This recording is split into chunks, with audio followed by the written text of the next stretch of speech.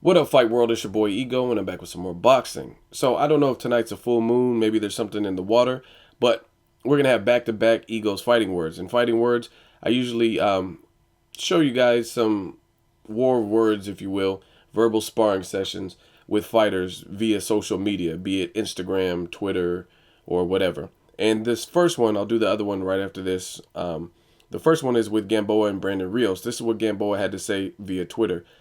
I did not ran from Rios, you idiot. I wanted to get paid my fair share, and it was denied to me. I could beat Rios with one hand tied behind my back. That is a fact. A little bit of broken English. I don't know if they're running out of the characters. I think Twitter gives you 140 characters. Maybe they were running out of it, or whoever translated it did it exactly. I don't know. A little bit of broken English in there, but I get the point. He's basically saying he can beat Brandon Rios with one hand behind his back. Then Brandon Rios responded. He said, at Gamboa, since you don't want to fight Mike, referring to Mikey Garcia, I'll fight you at 140 pounds, but we both know your bitch ass don't want to, so shut the fuck up. Um, Personally, I would like to see this fight. If it could be made, a deal could be done, and if, this is a big if, Brandon Rios can comfortably make 140. If he can't, if he's so far gone where 140 is out of the question or he's going to look ghastly, and trust me, I've seen a couple weigh-ins where Brandon Rios looked like fucking Hollow Man, and he didn't look good in that fight, or he didn't look good in the weigh-in. They even documented on HBO's special 2 days. So if he can't comfortably make 140 and drop down to 140, even though he's only one fight removed from being at 140, then I don't really want to see it. But if they can meet in the middle and he can comfortably meet, he has Alex Ariza in his corner, which led to some controversy. They were saying Alex Ariza, ever since he joined the Rios camp, Rios failed his first drug test. You guys know how that goes. So he's being suspended. So I don't know the likelihood that this fight would happen. I think a more realistic bout would be Mikey Garcia and Yuriorkis Gamboa. Mikey Garcia represented by Top Rank and Gamboa represented by SMS Promotion. And 50 Cent, something special, man. Gamboa, dude. Anyway, you know how to do the random 50 impersonation. I would like to see that, first and foremost, Mikey Garcia versus Gamboa. Again, because I think it's a more realistic fight. The weights can be agreed upon a lot easier. Mikey Garcia just got a title at 130. Gamboa last fought at 135. So they're kind of neck and neck, whereas Gamboa's last fight was at 135. Brandon Rios' last fight was at 147 against Pacquiao. Now, some people will argue and say that Pacquiao embarrassed Rios, which he did. I mean, Pacquiao was very dominant. But you got to also keep in mind, Pacquiao is an elite fighter.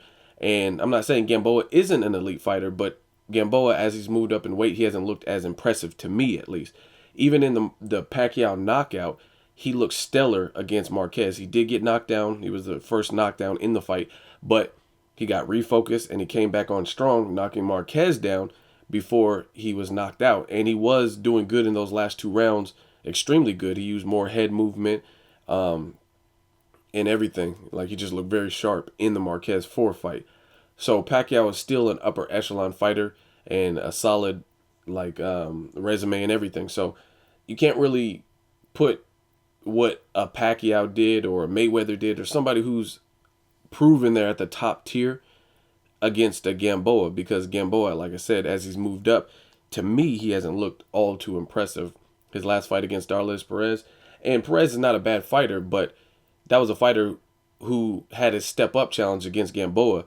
You're not supposed to have your step up actually step up, like George Groves versus Carl Froch. That's another one. I mean, even though Froch was able to stop Groves, that was supposed to be a step up opponent who hadn't really fought anyone as notable as Carl Froch, and he made it look like he was the veteran for a majority of the fight before the premature stoppage. Same thing with Alexander Povetkin and Klitschko. Klitschko, it was a boring fight. It was a clinch fest. I get it. But Klitschko still did what he did to the up-and-comer, whether it was dirty, whether it was boring, or whatnot.